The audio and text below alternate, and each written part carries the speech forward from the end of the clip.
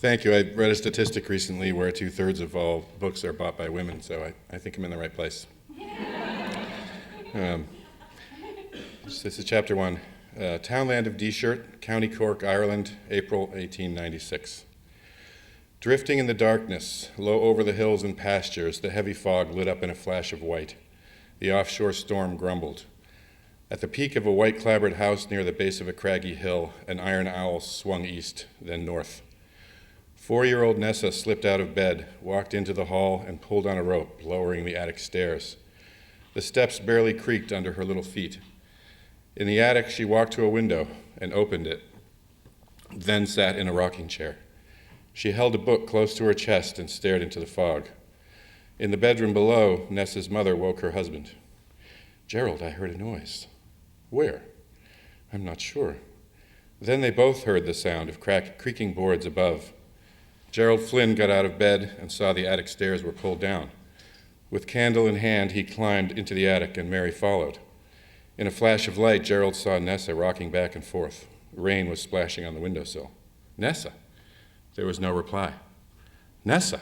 Still nothing. "Jesus, Mary, and Joseph," said Mary, crossing herself.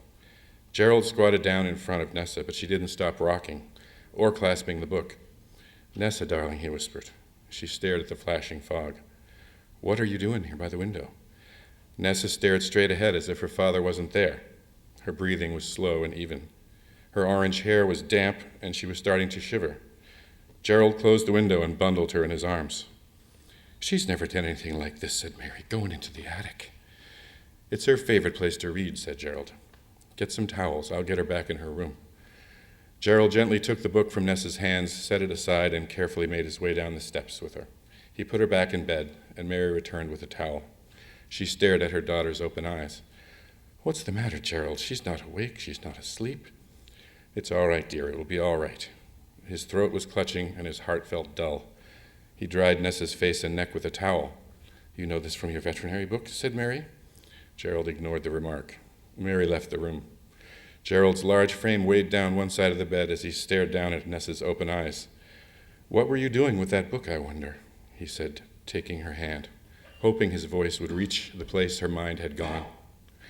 "Were you trying to read it all on your own? That's my job, you know." His eyes welled up. He felt helpless. "Why were you sitting by the window, Nessa? What did you see?" That's it.